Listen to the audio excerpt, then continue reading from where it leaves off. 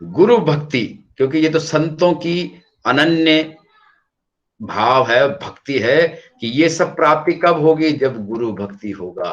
तो उन्होंने गुरु भक्ति पे भी बहुत जोर दिया है। उनके नाम मात्र से, गुरु भक्ति के नाम मात्र से सभी प्रकार के पाप कट जाते हैं। गुरु शिव के समान है जो सचेत करता है, गुरु ब्रह्म और विष्णु है जो रिक्तता को भरता है, और गुरु गंगा के समान है जो पापों को धो डालता है।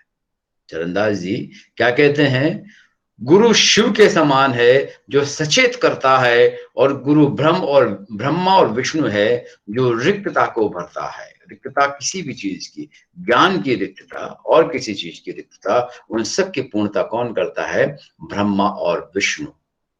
गुरु गंगा के समान है जो सब पापों को धो डालता है, और गुरु सूर्य के समान है जो अंधकार को हरता है। गुरु सूर्य के समान है जो अंधकार को हरता है, तथा गुरु साक्षात परम ब्रह्म है जो मुक्ति पद को देने वाला है। गुरु साक्षात परम पद है जो मुक्ति पद को देने वाला है, और गुरु को ब्रह्म से भी ऊपर ज्यादा मानते हुए कहते हैं कि प्रभु को यदि 16 वर्ष की सेवा की जाए, प्रभु की यदि 16 वर्ष की सेवा की जाए और गुरु की सिर्फ 4 पल की, तो भी उनकी बराबरी नहीं हो सकती है। ये कौन कहते हैं, चरणदास जी कहते हैं, हरि सेवा 16 वर्ष, हरि सेवा 16 वर्ष, गुर सेवा पल 4, तो भी नहीं बराबरी वेदन कियो विचार। तो भी नहीं बराबरी वेदन कियो विचार, कि 4 पल की सेवा ही भगवान, गुरु की जो 4 पल की सेवा है वो भगवान की 16 वर्ष की सेवा के बराबर महत्व देती है। और कहते हैं, माता से 100 गुना हरि, और हरि से भी 100 गुना गुरु है का प्यार हमें मिलता है, और वो दुर्गुणों से दूर करता है।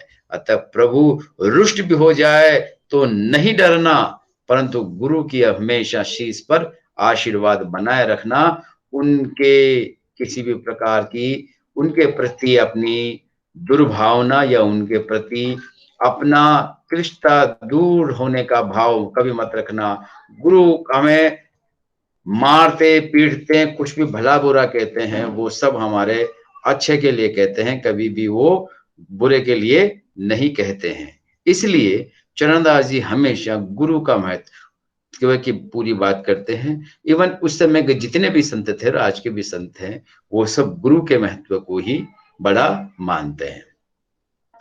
संत चरणदास जी का देखो कर्म पर भी अटल विश्वास था, क्योंकि गीता क्या है, गीता में कृष्ण का जो बात कहने का तरीका है, जो उनका उद्बोधन है, वह सिर्फ क्रम कर्म की प्रधानता बताता है।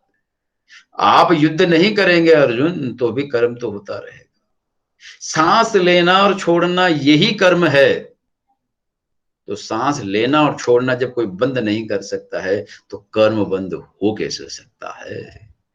श्वास और प्रश्वास ही लगातार हवन में आहुतियों का काम कर रहे हैं, तो फिर कर्म रुक कैसे सकता है। कर्म नहीं रुक सकता है, और यही बात है कि तुम्हारा कर्म युद्ध करने का है। तुम नहीं करोगे, कोई और करेगा, पर तुम कर जाओगे तो नाम कर जाओगे, नहीं करोगे तो कायर हो जाओगे। यही बात कहते हैं। धर्म जहाज नामक ग्रंथ जो उनकी करनी थी, कर्म की व्याख्या में अपना धर्म जहाज का एक उनकी पुस्तक है, जिसमें करनी कर्म को व्याख्या के साथ उन्हें महत्व प्रतिपादित किया है। उनका कहना है कि जो व्यक्ति जैसा कर्म करता है वैसे ही फल की प्राप्ति होती है।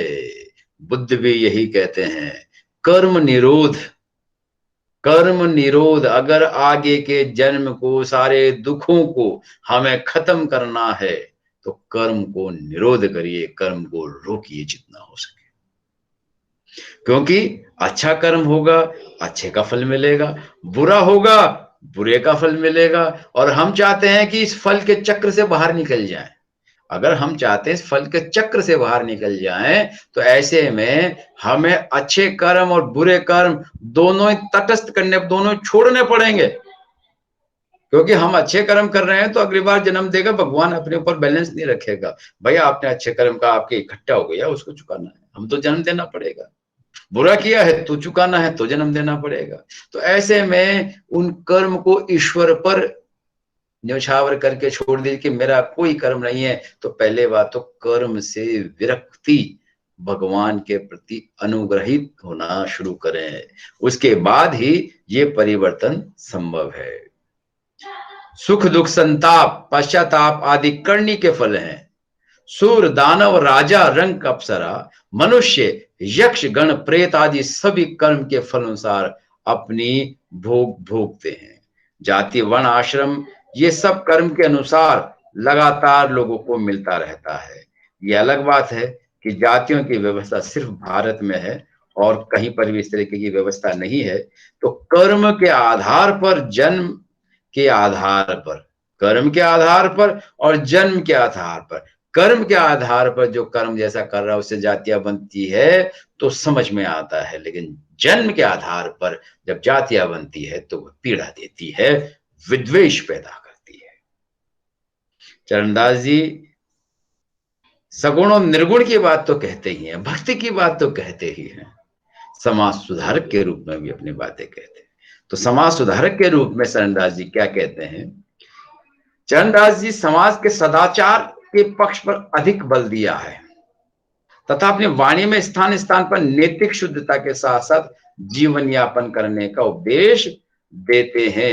नैतिक शुद्धता हमेशा, वो क्या कहते हैं? दया नम्रता दीनता क्षमाशील संतोष इनको ले सुमरन करे निश्चय पावे मोक्ष। दया, ये भक्ति पदार्थ में है जो जयपुर से प्रकाशित हुई थी। दया नम्रता दीनता क्षमाशील संतोष इनको ले सुमरन करे निश्चय पावे मोक्ष। ये वही ऐसी लगातार बिना शील के सब कुछ संभव नहीं है। लाख वही उपदेश है, लाख वही उपदेश है, एक शील को राख।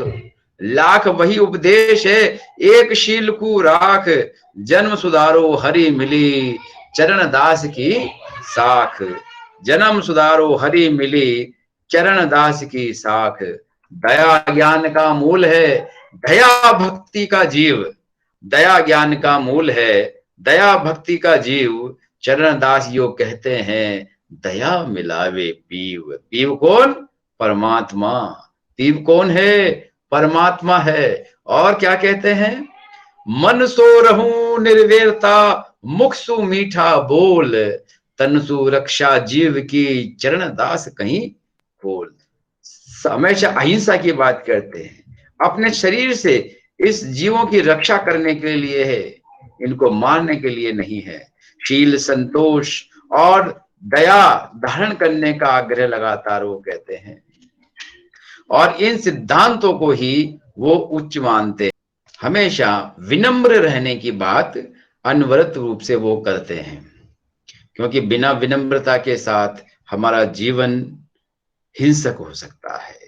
तो हम कैसे ईश्वर की प्राप्ति कर सकते हैं? तो हमें प्राणी मात्र से स्नेह करना चाहिए, प्राणी मात्र से प्रेम करना चाहिए। लगातार समाज में प्रचलित बाह्य आडंबरों का स्थान स्थान पर उन्होंने विरोध किया है। उनके अंतर्गत अंग पर भभूति लगाना, धूनी तपना, जटा बढ़ाना, मून मुंडाना, वन में विचरण करना, तीर्थ करना, व्रत करना, ये सब उन्होंने बताया है। घट में ही देवता तीर्थ आदि है, इसलिए मनुष्य को इधर उधर न भटक कर अपने हृदय में ही ईश्वर को ढूंढना चाहिए। वे फिर कहते हैं कि तप तीर्थ व्रत साधना आदि कोई भी राम नाम के तुल्य नहीं है। लेकिन अगर हम मन में ही काम क्रोध मद लोभ मोह को त्याग करके, अभिमान को त्याग करके यदि हम सेवा करेंगे तो निश्चित रूप से ईश्वर की प्राप्ति हम लोग कर लेंगे, अन्यथा ईश्वर से हम बहुत दूर ही रह जाएंगे। ये बात लगातार वो अपनी सारी जो उनका संदेश है उसमें खूब कहते हैं। बिना समर्पित वस्तु करे न अंगीकार, जुगुल नाम जपिए सदा। जुगुल कृष्ण जी का नाम है। मुख सो बारंबार, बिना समर्पित वस्तु को करे न अंगीकार। धर्म सनातन वैष्णव मत भागवत विचार। और सनातनता के साथ साथ जीव से लगातार प्रेम करते रहना बताते हैं। और क्या कहते हैं, तप तीरथ व्रत साधना राम नाम सम नाही। तप तीरथ व्रत साधना नाम राम नाम सम, राम नाम के बराबर नहीं है। ये सारी चीजें वो बताते हैं। अब थोड़ा सा अपन उनके संप्रदाय पर भी बात कर लेते हैं। इस संप्रदाय की मुख्य गद्दी दिल्ली में है। वैसे तो डेहरा में इनका जन्म हुआ, लेकिन बाद में दिल्ली में लगातार वहां रहे, फतेहपुर में रहे, और वहां पर ही अपने संप्रदाय का इन्होंने विस्तार किया, जहां पर प्रतिवर्ष पंचमी को इनका वार्षिक उत्सव मनाया जाता है। उनके बाद में महंत युक्तानंद जी हुए थे, जिन्होंने काफी समय तक इसको संभाला। इनके पंथ में विरक्त और ग्रस्त दोनों ही तरह के अनुयायी होते हैं। जो इनके शिष्य परंपरा है उनमें विरक्त और गृहस्थ दोनों तरीके के होते हैं। विरक्त पीले वस्त्र पहनते हैं, ललाट पर गोपी चंदन का पतला तिलक लगाते हैं, गोपी चंदन का पतला तिलक ललाट पर लगाते हैं। तुलसी की माला और सुमरनी अपने साथ रखते हैं। सुमरनी यानी वो 108 माला की जो माला होती है, 108 मोतियों की, जिसमें तुलसी या फिर तुलसी के दाने लगे रहते हैं या तो, और या रुद्राक्ष के दाने लगे रहते हैं, तो सुमरनी कहलाता है। ये सिर पर 4-5 हाथ लंबा पीले रंग का एक छोटा साफा बांधते हैं, जिसके नीचे पीले रंग की एक नोकदार टोपी होती है। और इस संप्रदाय में गृहस्थ शिष्यों के लिए भी गोपी चंद जी का श्री तिलक कंठी धारण करना अनिवार्य है। इस पंथ के जो अनुयायी हैं वो श्रीमद् भागवत को बड़ी श्रद्धा की दृष्टि से देखते हैं। श्रीमद् भागवत की जो टिप्पणियां हैं, श्रीमद् भागवत जीवन की प्रत्येक समस्या का समाधान अपने आप में समाहित किए हुए है। एक शैलेंद्र भारती की श्रीमद् भागवत संदेश नाम से पूरा श्रृंखला है, यूट्यूब पर अगर आप देखेंगे तो लगभग 14-15 घंटे की पूरा 18 खंड का उन्होंने विश्लेषण किया है। उसमें बहुत सारी समस्याओं को लेकर के अपनी टिप्पणियां हैं। कभी समय मिले तो आप उसे डाउनलोड करके सुनिएगा। शैलेंद्र भारती श्रीमद् भगवत गीता, ये जो कारवां था ना, सेवा का कारवां, उसी का एक है, उन्होंने ही इसको डेवलप किया हुआ है। कभी सुनिएगा आप लोग भी। इस दृष्टि से यह पथ निम्बार्क संप्रदाय के अधिक निकट है, क्योंकि ये श्रीमद् भागवत की उपासना करते हैं। समझ गए? अब इनमें दीक्षा कैसे देते हैं? जो दीक्षा का कर्म है श्री गणेश और शौर कर्म से होता है। शौर कर्म क्या होता है? शौर कर्म का मतलब है पूरा मुंडन, इधर भी इधर भी इधर भी चारों तरफ से मुंडन कर देते हैं, शौर कर्म कहलाता है ये, सब तरीके से। और फिर उनको श्री गणेश जी की पूजा कराते हैं। गणेश, श्री गणेश शौर कर्म से होता है। श्री गणेश, वैसे गणेश क्रिया जो हठ योग में होती है उसका तात्पर्य होता है पूर्ण सफाई, स्वच्छता, यानी कि पूरे शरीर की अनुलोम विलोम प्राणायाम से, सांसों के माध्यम से, और नेति और कुंजल और एनिमा के माध्यम से जो सफाई होती है, तो श्री गणेश क्रिया का मतलब होता है जो मणिपुरी चक्र है उसके इर्द गिर्द पूरी सफाई करना। अब ये सब चीजें हठ योग की बात जब करते हैं तब आती है, आप लोगों को लिए इतना ज्यादा जरूरी नहीं है। पर कुल मिला के शौर क्रिया होने के पश्चात जो दीक्षार्थी गुरु के पास आते हैं उन्हें पंचगव्य दे करके शुद्ध कराया जाता है। पंचगव्य जो अपने पंचामृत होता है ना, जिसमें शहद, गाय का दूध, गाय का घृत, दही आदि मिलाते हैं, वो पंचगव्य। और तुलसी की कंठी बांधते हैं। कंठी बांधने के बाद गुरु शिष्य को कसम दिलाते हैं, शपथ लेते हैं कि आप मध्य, मांस, कंचन और कामिनी से दूर रहने, नित्य स्नान करने, मन सा शुद्ध रहने का, मन से, मन वचन कर्म से शुद्धि का उपदेश देते हैं। और फिर दीक्षार्थी को स्वच्छ श्वेत वस्त्र डालकर गुरु मंत्र सुनाता है। मंत्र सुना देने के पश्चात गुरु केसर और चंदन का श्री तिलक लगाकर दीक्षार्थी के मस्तक पर लगाता है, और पीले वस्त्र, पीली टोपी और पीला चोगा पहनाता है। इस प्रकार से इनकी जो है दीक्षा क्रिया पूरी हो जाती है। कुछ इनके निषेधात्मक नियम भी है। इनके संप्रदाय के कि भाई ये नहीं करना चाहिए। संप्रदाय में प्रत्येक शिष्य को कुछ विशेष नियमों का पालन करना अनिवार्य होता है। 10 जो निषेधात्मक नियम है, जैसे कि झूठ न बोलना, पर निंदा न करना, पर निंदा नहीं करना, कड़वा नहीं बोलना, व्यर्थ विवाद नहीं करना, चोरी न करना, जारी न करना, जारी चोरी जारी जारी यानी पर स्त्री गमन नहीं करना, जारी का मतलब होता है पर स्त्री गमन, हिंसा न करना, वैर न करना, अभिमान न करना, छल कपट न करना आदि अनिवार्य है। इसी प्रकार कुछ दुर्व्यसन है, यथा भांग, तमाकू, अमल, लहसुन, प्याज, गाजर, मसूर दाल आदि जो भी उत्तेजक पदार्थ जो काम, क्रोध, मद, लोभ, मोह और तामसिक भावों का बढ़ाते हैं, इनको परित्याग करने के लिए इन सब को ये खत्म करवाते हैं, मना कराते हैं। और इसके अलावा गंगा स्नान व एकादशी व्रत का इनके यहाँ बड़ा महत्व है, इसलिए देवतुल्य समान तथा पूजन भी इस पंथ की विशेषता है कि गंगा स्नान और एकादशी व्रत जरूर किया जाना चाहिए। जो चरणदास जी का संप्रदाय है उसमें गुरु भक्ति प्रकाश और लीला सागर एवं गुरु महिमा नामक ग्रंथों में इनके पूरे शिष्यों का वर्णन मिलता है। गुरु भक्ति प्रकाश, लीला सागर और गुरु महिमा नामक ग्रंथों में इनके शिष्य जितने भी हैं उनके विवरण मिलता है, जिसमें 52 शिष्य प्रमुख थे जिन्होंने देश के विभिन्न भागों में इस पंथ की शाखाएं स्थापित की। इस संप्रदाय का प्रसार दिल्ली प्रांत, अवध, उत्तर प्रदेश, पूर्वी पंजाब और राजस्थान में अधिक हुआ है। राजस्थान में इस संप्रदाय का अत्यधिक विस्तार अलवर और जयपुर राज्य में हुआ, क्योंकि अलवर के ये मूलतः रहने वाले थे और अलवर, जयपुर और दिल्ली में लगातार इनका प्रवास रहता था, इस वजह से ये सब ऐसा हुआ। जिसमें बहादुरपुर और डंडोती राम, जयपुर के आत्माराम, अखेराम और सर समाधि शरण का विशेष योगदान रहा है, जो इनकी शिष्य परंपरा को आगे बढ़ाते हैं। चरणदास जी के शिष्य प्रशिष्य थे।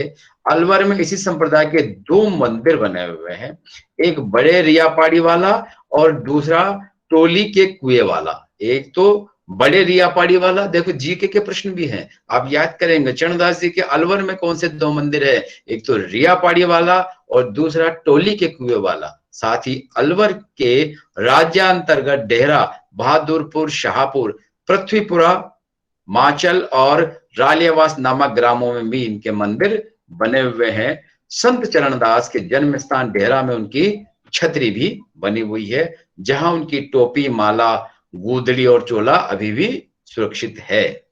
भाद्रपद शुक्ल तृतीया को यहाँ पर मेला लगता है डेहरा में, जो अलवर जिले में राजगढ़ के पास में है। जयपुर में इस संप्रदाय का प्रचार संत चरणदास जी के प्रशिष्य आत्माराम व अखेराम ने किया था। किस किसने किया था? आत्माराम और अखेराम ने किया था, जो क्रमशः जोगातीत और गुरु छोना के शिष्य थे, यानी प्रशिष्य का मतलब परपुते। इन्होंने जयपुर के आसपास का जो क्षेत्र था उसमें अपने मंदिर बनाए, जिनमें अखेराम निर्मित मोती कटले में मोहल्ले में श्री बिहारी जी का मंदिर है और दूसरा 12 गणगौर मोहल्ले में आत्माराम का आत्मा कुंज नामक स्थान है, ये जयपुर में है। और अखेराम ने जयपुर के अलावा कुलचाने पंजाब, जिंदोली पंजाब में, दहलावास पंजाब, वृंदावन, मालखेड़े अलवर, मालाखेड़ा है ये, मालखेड़े जो पहले बोला जाता था मालाखेड़ा, और ये अलवर में है, वहां पर भी है। पृथ्वीपुरा भी मालाखेड़ा के पास में ही है। माचल अलवर में है, यहाँ भी मंदिर बनाए। और सरमाधीपुर शरण ने जयपुर में सरस कुंज की स्थापना की थी। सरस माधुरी शरण जी जो हैं उन्होंने सरस कुंज की स्थापना की थी। जयपुर शासक सवाई प्रताप सिंह के मिले पत्र, जो उनके एक दूसरे को कॉरेस्पॉन्डेंस के लिए लिखे जाते थे और वो उनके भाइयों में अभी भी लिखे रखे हुए हैं, उसमें महंत अखेराम जो उस समय जयपुर में निवास करते थे तथा कुंवर दौलत राम के द्वारा संत चरणदास के दर्शनों की इच्छा जाहिर की थी कि जयपुर आने पर हमें वो दर्शन देइए। राजा प्रताप सिंह जी ने भी अपनी इच्छा प्रकट की थी और ऐसा सवाई प्रताप सिंह ने भाद्रपद शुक्ल अष्टमी को 1839 को कोलीवाड़ा नामक ग्राम, जिसकी आमदनी 2000 थी, संत चरणदास जी को भेंट कर दिया था कि यहाँ से जो भी आमदनी होगी वो संत चरणदास जी के यहाँ जाएगी। और उनके स्वर्गवासी हो जाने के बाद संवत 1850 को अखेराम द्वारा निर्मित वृंदावन में चैन बिहारी मंदिर में भोग हेतु भेंट कर दिया गया ये सारा का सारा गांव उनको। इस प्रकार चरणदास जी महाराज जो अनवरत अपनी बात को सगुण एवं निर्गुण दोनों को ही रूपों में सबके सामने लाते हैं, दोनों ही रूपों को आगे प्रचार प्रसार करते हैं, और हठ योग की साधना की बात भी करते हैं, और वहीं जो गोपियां थी उनके लिए सरल योग की बात भी करते हैं। तो उन सब चीजों को एक साथ समन्वय करने का कार्य चरणदास जी ने किया था। तो चरणदास जी कुल मिला के राजस्थान के ऐसे महान संत है जिन्होंने निर्गुण और सगुण दोनों साधना पद्धतियों पर चल करके अपने आप को स्थापित किया। तो ये चरणदास जी आज यही समाप्त होते हैं। ठीक है, अब अगले संत के साथ अपन नई क्लास में फिर मिलेंगे। नमस्कार।